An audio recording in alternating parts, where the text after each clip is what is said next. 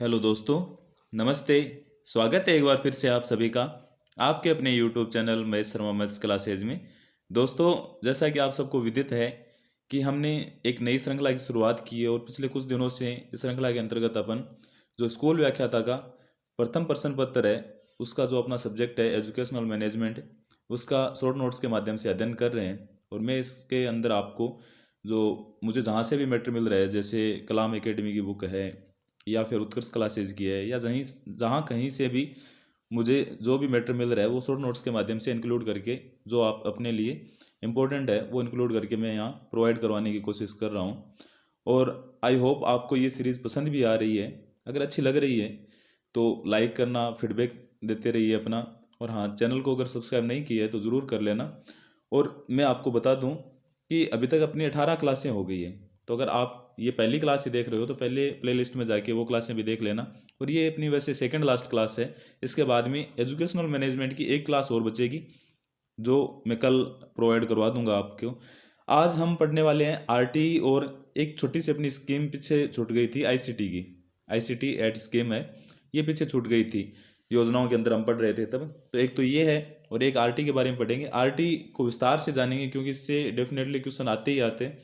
तो इसलिए इसको थोड़ा इस क्लास में समावेशित किया है। और जो पार्ट बचेगा वो नेक्स्ट क्लास जो कल आएगी उसके अंदर मैं समावेशित करके आपको अध्ययन करवा दूंगा। तो बिना देरी के हम शुरू करते हैं आज की क्लास। हम शुरुआत में सबसे पहले पढ़ने वाले हैं आईसीटी योजना, जो अपनी पीछे छूट गई थी।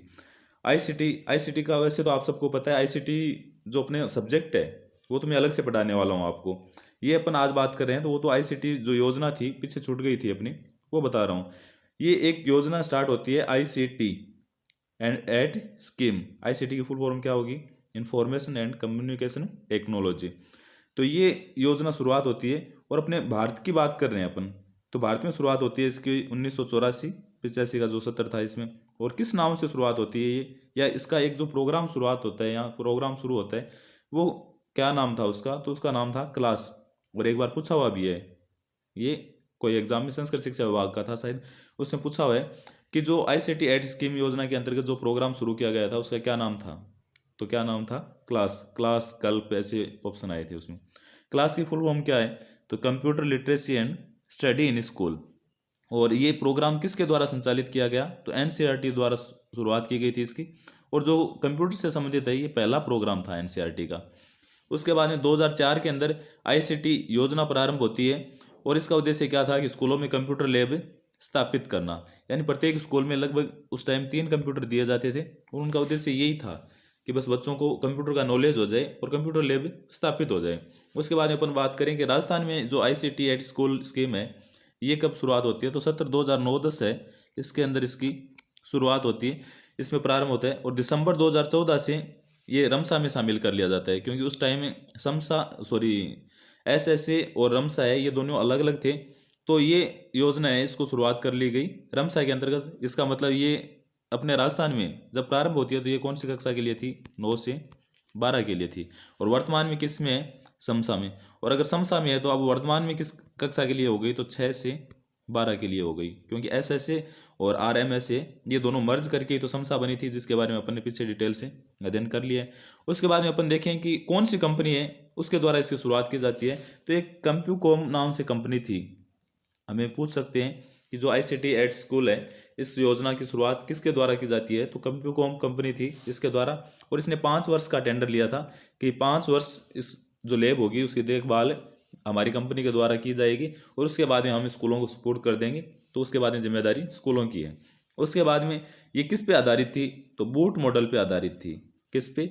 बूट मॉडल पे। और केंद्र राज्य का अनुपात क्या था? वित्तीय अनुपात क्या था? तो 75:25 वित्तीय अनुपात था केंद्र और राज्य का। उसके बाद में अपन देखेंगे आईसीटी है, ये योजना अलग अलग फेज में स्टार्ट होती है। तो फर्स्ट फेज में अपने मतलब 2,500 लैब स्थापित करने की बात थी पूरे देश के अंदर। और कब से कब तक के लिए? तो 5 साल के लिए था, तो 2008 से 13 के लिए। इसके अंदर एक लैब में क्या होता था फर्स्ट फेज के अंदर? तो 10 पीसी दिए जाते थे, 10 कंप्यूटर दिए जाते थे, और उस टाइम एक प्रोजेक्ट दिया जाता था। उसके बाद में जैसे आईसीटी फेज सेकंड है वो शुरुआत होती है, तो इसके अंदर 2000 लैब की बात की गई। और ये इसकी अवधि क्या थी? तो 2010 से 2015, यानी ये भी 5 साल के लिए, क्योंकि कंप्यूकॉम ने क्या बोला था कि हम 5 साल के लिए एग्रीमेंट कर रहे हैं। उसके बाद में स्कूलों का दायित्व होगा इसको संचालित करने का। इसमें भी क्या था, तो 10 पीसी और एक प्रोजेक्टर, यानी फर्स्ट फेज और फर्स्ट सेकंड के अंदर 10+1, ठीक है। उसके बाद में आईसीटी फेज थर्ड है, इसमें भी 2000 लैब्स की शुरुआत होती है और इसकी अवधि क्या थी, तो 2014 से 19। इसमें क्या था, 10 पीसी था, लेकिन इस बार प्रोजेक्टर की जगह क्या आ गया, टीवी आ गया। 52 इंची टीवी दिया जाता था इसके अंतर्गत। तो ये कुछ अलग से हैं, हम ये पूछ सकते हैं कि आईसीटी योजना के अंतर्गत टीवी की शुरुआत कौन से फेज में होती है, तो कौन से फेज में होती है, थर्ड फेज में। उसके बाद में आईसीटी फेज फोर्थ है, इसमें 525 लैब की बात की गई और इसकी अवधि थी 2015 से 2020। इसमें 12 पीसी देने लग गए, यानी अभी तक कितने पीसी आ रहे थे, 10। तो फोर्थ फेज है, इसमें कितने आ गए, 12 पीसी और एक टीवी, क्योंकि टीवी की शुरुआत तो थर्ड फेज में हो चुकी थी। उसके बाद में अपन देखेंगे आईसीटी फेज फिफ्थ आया, इसके अंतर्गत 303 लैब स्थापित करने की बात की गई और इसकी अवधि कितनी थी, तो 2016 से 21। और इसमें पीसी है वो बढ़ा के कितने कर दिए, 20 पीसी कर दिए, प्रोजेक्टर भी कर दिया और प्रोजेक्टर की जगह कुछ जगह टीवी भी होता था। लेकिन फिफ्थ फेज के अंदर अपने को याद रखना है कि इसमें पीसी बढ़ा के 12 से कितने कर दिए थे, 20। थर्ड तक 10 पीसी थे, फोर्थ में 12 और फिफ्थ में 20 पीसी कर दिए। उसके बाद में स्टेट बजट में भी घोषणा की गई कि 1172 लैबें खोलेंगे, किसमें, जो स्टेट बजट है उसके अंतर्गत। और 2017 से 22 के लिए इसमें 20 पीसी और एक प्रोजेक्टर। और एक वापस स्टेट बजट है, उसमें 5051 लैब की घोषणा की गई कि 5051 लैबें खोलेंगे।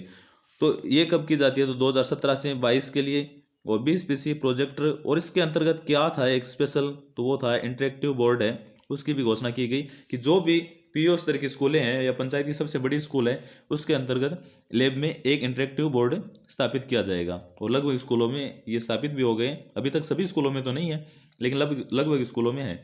और 5051 स्कूलों में खोलने की घोषणा की गई थी। उसके बाद में एक SIQ योजना थी जिसके बारे में आपने पढ़ा था कि state initiative for quality education, ये कक्षा 1 से 5 के लिए थी। और इसका जो मेन उद्देश्य क्या था, तो गुणात्मक शिक्षा देना इसका मुख्य उद्देश्य था। ये भी आईसीटी एक्ट स्कूल है, इसके अंतर्गत संचालित की गई थी। उसके बाद में अपन उद्देश्य देखें इसका, आईसीटी एक्ट स्कूल है, इसका उद्देश्य क्या था, या जो SIQ है इसका क्या था, तो SIQ योजना है, इसका उद्देश्य था कि सीखने के पर्याप्त अवसर उपलब्ध कराना। दूसरा, बच्चों में परीक्षा के भय को दूर करना, शिक्षण अधिगम प्रक्रिया को रुचिकर और आनंददायी और प्रभावी बनाना। उसके अलावा बच्चों में सृजनात्मक मौलिक चिंतन का विकास करना, बच्चों की प्रगति को अभिभावकों के साथ साझा करना, गुणवत्तापूर्ण शिक्षा देना और आयु व कक्षा के अनुसार शैक्षिक स्तर निश्चित करना। इन सब के बारे में हमने पहले भी पढ़ा है, तो शॉर्ट में मैंने आपको रिवाइज करवाया है। इसका संचालन कौन कर रहा है, तो निदेशालय व प्रारंभिक और माध्यमिक शिक्षा इसके द्वारा इसका संचालन किया जाता है। अकादमिक कार्य कौन देखता है, तो RSCRT उदयपुर है, वो इसका अकादमिक कार्य देखती है। प्रशिक्षण और रूपरेखा कौन निर्धारित करता है, तो Rajasthan council of school education के द्वारा इसकी रूपरेखा निर्धारित की जाती है। और तकनीकी सहयोग कौन दे रहा है, तो यूनिसेफ और बौद्ध शिक्षा समिति है, ये तकनीकी सहयोग दे रहे हैं। इस प्रक्रिया में क्या क्या संचालित हो रहा है, तो CCP है यानी चाइल्ड सेंटर पेडागोजी है, एक्टिविटी बेस्ड लर्निंग है और कंटिन्यूस एंड कॉम्प्रिहेंसिव इवैल्यूएशन है, ये सब इसके अंतर्गत संचालित है, CCP, ABL और CCE। ये तो अपनी जो योजनाएं पीछे छुट्टी थी उसके बारे में था। और अब अपन पढ़ने वाले हैं शिक्षा का अधिकार अधिनियम 2009 आया था, यानी RT एक्ट 2009 है, इसके बारे में अपन अध्ययन करेंगे। और ये अपना लास्ट टॉपिक बचा है, इसका आधा तो इसके अंदर है और जो सेकंड पार्ट है वो मैं कल की क्लास में आपको प्रोवाइड करवा दूंगा।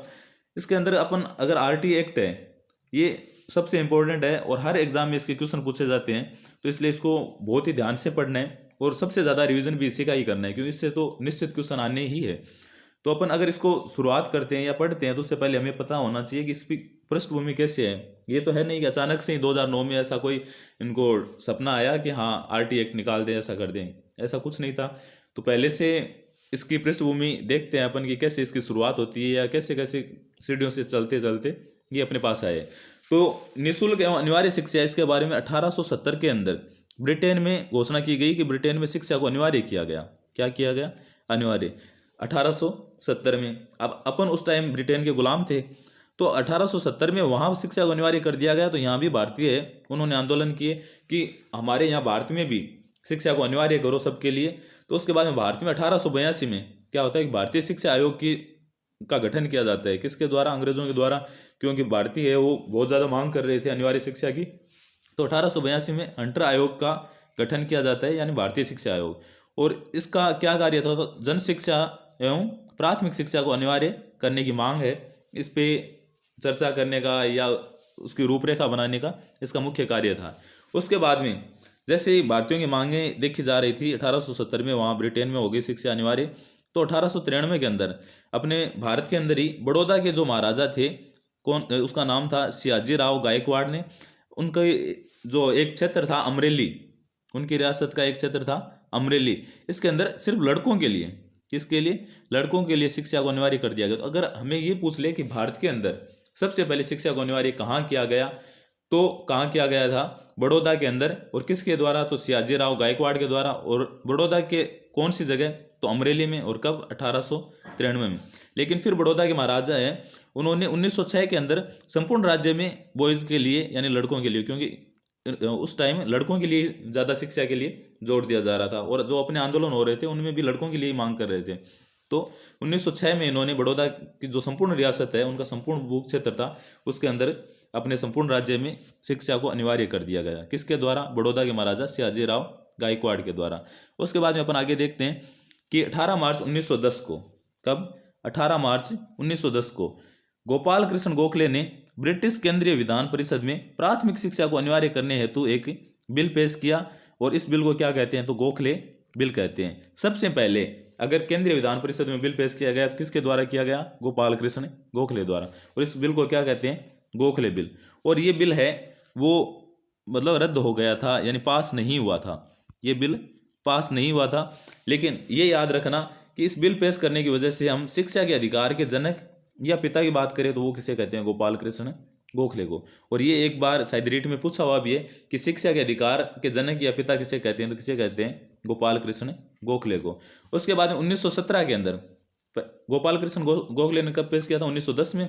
और 1917 में क्या होता है कि विठल भाई पटेल है, इसके द्वारा बंबई प्रांत में प्राथमिक शिक्षा को अनिवार्य करने हेतु बिल पेश किया गया। और इस बार ये बिल क्या होता है, पास हो जाता है, बिल पास। और इसे विठल भाई पटेल ने पेश किया, तो इसलिए इसे कहते हैं पटेल एक्ट नाम दिया गया इस बिल को।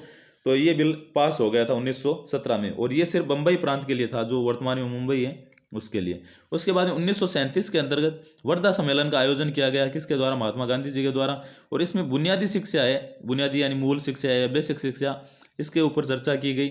और बुनियादी शिक्षा के लिए जो समिति बनी थी, इसके अध्यक्ष बनाए थे गांधी जी ने डॉक्टर जाकिर हुसैन को। और इन्होंने जो बुनियादी शिक्षा है इसको क्या नाम दिया था, तो नई तालीम। ये क्वेश्चन भी एक बार पूछा हुआ है कि जाकिर हुसैन ने गांधी जी की बुनियादी शिक्षा को क्या नया नाम दिया, तो क्या नाम दिया था, नई तालीम इन्होंने नाम दिया था। इस बुनियादी शिक्षा के अंतर्गत क्या बातें बताई गई थी, इसमें बताया गया था कि प्रथम 7 वर्ष की शिक्षा, यानी अगर बच्चा 5 साल का या 6 साल का स्कूल जा रहा है तो उसको प्रथम 7 वर्ष की शिक्षा है वो दी जानी चाहिए। अब चाहे बच्चा अगर 10 वर्ष का भी अगर होके जा रहा है, लेकिन फिर भी कितने वर्ष की, 7 वर्ष की, यानी 17 वर्ष का होगा तब तक उसको शिक्षा देनी है। उसके अलावा इन्होंने बात की थी कि मातृभाषा के अंतर्गत शिक्षा देनी है। और शिक्षा किस चीज़ की देनी है, तो हस्तशिल्प की शिक्षा देनी है, ताकि वो कोई ना कोई अपना रोजगार स्थापित कर सके और अपना जीवन यापन कर सके। उसके बाद में अपन देखते हैं इसमें कि स्वतंत्रता के बाद में शिक्षा के अंदर क्या क्या आता है, प्रचार प्रसार कैसे होता है। तो जैसे अपना संविधान लागू होता है, संपूर्ण संविधान है वो लागू होता है 26 जनवरी 1950 को।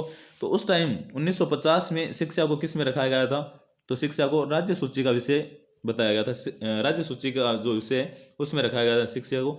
और आर्टिकल 45 है, जो अपना संविधान है उसका आर्टिकल 45 था, उसमें लिखा गया था कि राज्य इस संविधान के लागू होने के 10 वर्ष की अवधि में सभी बच्चों के लिए, जब तक कि वे 14 वर्ष की आयु प्राप्त नहीं कर लेते, निःशुल्क और अनिवार्य शिक्षा उपलब्ध कराने का प्रयास करेगा। ये अपने आर्टिकल 45 के अंतर्गत लिखा हुआ था। और कब, 1950 में। और क्या बोला गया था कि संविधान जैसे आज लागू हो रहा है तो 10 वर्ष के अंतर्गत राज्य है वो 14 वर्ष तक के बच्चों के लिए अनिवार्य और निःशुल्क शिक्षा की व्यवस्था करेगा। लेकिन राज्य है ये इस लक्ष्य को पूरा नहीं कर सके या इस टारगेट को हासिल नहीं कर सके राज्य, इसलिए 42वां संविधान संशोधन होता है। कौन सा, 42वां। और कब होता है ये, 1976 में। यहाँ से सारे जो भी फैक्ट है वो इंपॉर्टेंट है, इसलिए ध्यान से पढ़ना कि 42वां संविधान संशोधन कब होता है, तो 1976 में।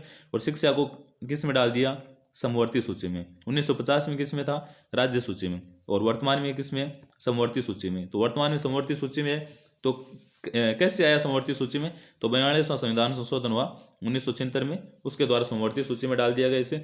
और उसके बाद में क्या होता है कि 1990 में थाईलैंड में सभी के लिए शिक्षा कार्यक्रम आयोजित किया गया। और ये कार्यक्रम किसके द्वारा आयोजित किया गया, तो यूएनओ द्वारा इसे आयोजित किया जाता है, सभी के लिए शिक्षा कार्यक्रम। और 1992 में यूएनओ द्वारा बाल अधिकार चार्टर की घोषणा की गई और इसमें 18 वर्ष तक के बालकों को अनिवार्य शिक्षा की बात की गई। किसमें, बाल अधिकार चार्टर में। और चार्टर में हस्ताक्षर करने वालों में भारत का नंबर कौन सा था, तो 135वां स्थान था भारत का। ये भी एक बार पूछा हुआ है कि बाल अधिकार चार्टर पे हस्ताक्षर करने वालों में भारत का कौन सा स्थान था, तो कौन सा था, 135वां स्थान था। इसमें बहुत से देश थे, तो भारत की बारी कब आती है, तो 135 नंबर पे आती है और इसमें भारत भी शामिल था उस टाइम। उसके बाद में आगे आता है 1993 में। तो इसमें क्या होता है कि उन्नी कृष्णन बनाम आंध्र प्रदेश सरकार का एक वाद आता है और इसमें उन्नी कृष्णन नाम से जो व्यक्ति थे उन्होंने बोला कि जो आर्टिकल 45 के अंतर्गत बोला गया था, अब वो तो राज्य के लिए बोला गया था, अब शिक्षा है वो समवर्ती सूची का विषय हो गया, तो राज्य की तो कोई वैसे अकेले तो कोई जिम्मेदारी रही नहीं, तो फिर क्यों ना आर्टिकल 45 है उसको खत्म कर दिया जाए। किसको, कि आर्टिकल 45 है उसको क्यों ना खत्म कर दिया जाए कि भाई राज्य का अब अगर अलग से जिम्मेदारी है ही नहीं, शिक्षा समवर्ती सूची का आ गया। और इसमें लिखा हुआ था कि राज्य 10 वर्ष के अंतर्गत आर्टिकल 45 में कि 14 वर्ष तक के बच्चे उनके लिए निःशुल्क और अनिवार्य शिक्षा की व्यवस्था करेगा। अगर वो अब है ही नहीं व्यवस्था तो क्यों ना इसे खत्म कर दिया जाए। और इनके जो ये वाद था इस पर सुनवाई होने के बाद में क्या आता है कि शिक्षा के अधिकार को आर्टिकल 21 में क्यों ना जोड़ दिया जाए। उन्होंने ये भी बात की थी कि आर्टिकल 45 को तो खत्म कर दिया जाए और आर्टिकल 21 में शिक्षा के अधिकार को जोड़ दिया जाए, क्योंकि शिक्षा का अधिकार है वो भी एक मौलिक अधिकार होना चाहिए। उसके बाद इसी के परिणाम स्वरूप जो उन्नी कृष्णन है इनको कहा जाता है वास्तविक रूप से आरटी के जनक। वैसे तो आरटी के जनक या पिता किसे कहते हैं, गोखले साहब को कहते हैं, क्योंकि उन्होंने सबसे पहले गोखले बिल पेश किया था।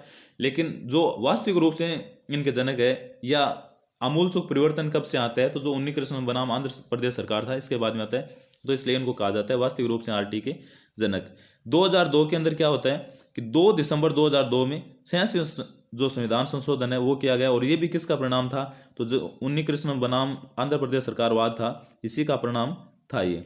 तो ये वाद 86वां संविधान संशोधन किया गया और इसमें क्या ऐड किया गया कि एक तो मूल अधिकार है अपने जो आर्टिकल 21 के अंतर्गत आर्टिकल 21 कैच जोड़ा गया और इसमें क्या बताया गया कि शिक्षा का अधिकार, और किसके लिए, तो 6 से 14 वर्ष तक के बालकों के लिए, यानी संवैधानिक प्रयास किए जा रहे हैं। उसके अलावा नीति निर्देशक तत्व है उसमें भी संशोधन किया गया और इसमें आर्टिकल 45 था वो जो पहले प्रक्रिया थी वो तो सारी हटा दी गई और नई क्या इसमें ऐड कर दी गई कि 0 से 6 वर्ष तक की, यानी 0 का मतलब है जन्म से, कि जन्म से 6 वर्ष तक के बच्चों की देखभाल है, पोषण, स्वास्थ्य, इन सब का ख्याल रखना होगा किसको, राज्य को। और इसीलिए आपने देखा होगा कि जो भी आंगनवाड़ियाँ हैं, बाल वाटिका है, इन सब की स्थापना कब से होती है, ये 86वां संविधान संशोधन होता है उसके बाद में होती है 2002 के बाद। मूल कर्तव्य इसमें भी संशोधन किया गया और क्या जोड़ा गया कि आर्टिकल 51 कै और उसको भी खंड कौन सा 11 और 11वां जो मूल कर्तव्य जोड़ा गया था कि माता पिता का भी मूल कर्तव्य होगा कि 6 से 14 वर्ष तक के बालक है उनको बच्चों को अनिवार्य रूप से शिक्षा दिलाएं। ये जो अभिभावक है यानी माता पिता है, चाचा चाची, जो भी अभिभावक है उनका मूल कर्तव्य होगा और 11वां मूल कर्तव्य जोड़ा गया और इसे क्या दिया गया कि आर्टिकल 51 कै 11 खंड 11। उसके बाद में अपन आगे देखते हैं कि निःशुल्क और अनिवार्य बाल शिक्षा का अधिकार अधिनियम 2009 आता है और ये लागू कब होता है, तो 1 अप्रैल 2010 से लागू होता है। ये डेट भी बहुत बार पूछी गई है, अब भी पूछ सकते हैं, तो ध्यान में रखना कि आरटी 2009 लागू कब होता है, तो 1 अप्रैल 2010 को। उसके बाद निःशुल्क और अनिवार्य बाल शिक्षा अधिकार बिल पेश किया गया कि अधिनियम तो जैसे बिल पास हो जाता है उसके बाद में बनता है अधिनियम, तो पहले पेश क्या किया जाता है, बिल, और अगर ये वहीं से कैंसिल हो जाता है तो बिल ही रहता है, और अगर पास हो जाता है तो क्या बन जाता है, अधिनियम, यानी एक्ट बन जाता है। क्या बन जाता है, एक्ट। तो ये अपने संसद है, संसद के 3 अंग है, जैसे राज्यसभा है, लोकसभा है और राष्ट्रपति है। तो इनके द्वारा, तीनों के द्वारा अगर पास कर दिया जाए तब जाके कोई बिल है वो क्या बनता है, अधिनियम बनता है। तो सबसे पहले इस बिल को कहाँ रखा गया था, तो राज्यसभा में, और कब, 20 जुलाई 2009 को राज्यसभा द्वारा इसे पास कर दिया जाता है और लोकसभा द्वारा इसे कब पास किया जाता है, तो 4 अगस्त 2009। ये तीनों डेट बहुत ही इंपॉर्टेंट है। उसके अलावा राष्ट्रपति द्वारा इसे कब साइन करके पास कर दिया जाता है, तो 26 अगस्त 2009 को राष्ट्रपति ने भी इस पर साइन कर दिए थे। और गजट में प्रकाशित किया था। और ये जो 26 अगस्त 2009, जैसे राष्ट्रपति किसी बिल पे साइन कर देते हैं तो वो क्या बन जाता है, एक्ट, और एक्ट बनते ही उसे गजट में प्रकाशित कर दिया जाता है। और गजट में प्रकाशित कब हुआ था, तो ये 26 अगस्त 2009 को। और उस टाइम जैसे गजट में कोई प्रकाशित करते हैं तो उसमें गणराज्य जो वर्ष है वो भी लिखते हैं। तो कौन सा गणराज्य वर्ष था उस टाइम, तो 60वां गणराज्य वर्ष था अपने 2009 के अंदर। और अधिनियम संख्या कौन सी थी, यानी उस वर्ष का 60वां गणराज्य वर्ष है उसका अधिनियम संख्या कौन सा था, तो ये 35वां। ये भी एक बार पूछा हुआ है कि कौन सा गणराज्य वर्ष था, तो 60वां गणराज्य वर्ष था और अधिनियम संख्या 35 थी। निःशुल्क एवं अनिवार्य बाल शिक्षा का अधिकार नियमावली कब आती है, ये तो था अधिनियम 2009 में आया, और नियमावली कब आती है तो 2010 में। और ये लागू कब होती है तो 8 अप्रैल 2010 को इसे लागू कर दिया जाता है। और जो एक्ट है वो कब लागू होता है तो 1 अप्रैल 2010 को। उसके अलावा इस नियमावली में क्या था कि प्रत्येक राज्य है, क्योंकि शिक्षा क्या है समवर्ती सूची का विषय, तो नियमावली में बताया गया था कि प्रत्येक राज्य है वो इस आरटी के अंदर अपने अकॉर्डिंग इसे थोड़ा बहुत चेंज करके, मॉडिफाई करके, और अपने राज्य में परिस्थिति के अनुकूल इसे लागू कर सकते हैं। तो राजस्थान ने नियमावली बनाई थी, और ये किस नाम से बनाई थी, तो राजस्थान निःशुल्क एवं अनिवार्य बाल शिक्षा का अधिकार नियमावली 2011। अब जैसे पंजाब बनाएगा तो यहाँ राजस्थान की जगह पंजाब आ जाएगा, अगर आंध्र प्रदेश बनाएगा तो यहाँ आंध्र प्रदेश आ जाएगा, तो अपना राजस्थान की पढ़नी है अपने को। और ये कब आती है तो 29 मार्च 2011 को गजट में प्रकाशित होती है, और लागू कब होती है तो 1 अप्रैल 2011 को अपने यहाँ लागू हो जाती है नियमावली राजस्थान वाली। उसके बाद में अपन देखते हैं कि इसमें जो अपनी नियमावली लागू होती है राजस्थान में, इसमें कुल कितने अध्याय हैं, तो कुल 7 अध्याय हैं। धाराएं कितनी हैं तो 39 यानी 39 धाराएं हैं। और अनुसूची कितनी है तो एक अनुसूची है। ये अपन नियमावली के बारे में देख रहे हैं। इसमें अध्याय कितने हैं तो 7 अध्याय हैं। अब अपन देखते हैं पहला अध्याय उसका क्या नाम है, तो पहला यानी प्रारंभिक ही होता है ना सबसे पहले, तो प्रारंभिक, और इसमें धारा कितनी है तो 1 से 2। उसके अलावा दूसरा अध्याय है उसका क्या नाम है, तो दूसरा सबसे पहले अपन बात ही किसकी कर रहे हैं, निःशुल्क और अनिवार्य शिक्षा की, तो निःशुल्क और अनिवार्य शिक्षा का अधिकार।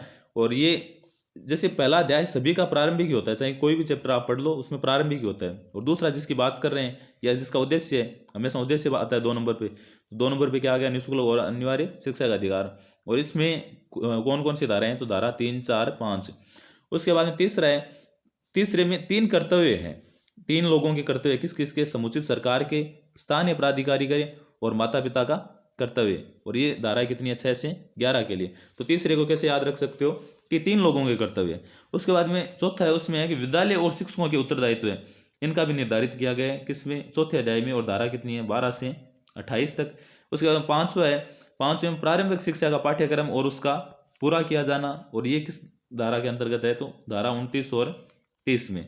उसके बाद में छठा है कि बालकों के अधिकारों का संरक्षण, और ये धारा कौन कौन से है, 31 से 34 तक। और उसके बाद में 7वां और अंतिम अध्याय है प्रकरण, इसमें अन्य जो भी मुख्य बातें हैं वो की गई है धारा 35 से 38 के अंदर। कौन अध्याय में, तो अध्याय 7 के अंतर्गत है। ये धाराओं के बारे में, ये अध्याय है अनुसूची के बारे में डिटेल से अपनी जो भी नेक्स्ट क्लास आएगी, कल आएगी, उसके अंतर्गत अपन अध्ययन करने वाले हैं। ये यहीं अपन स्टॉप करते हैं ताकि क्लास भी बड़ी ना हो।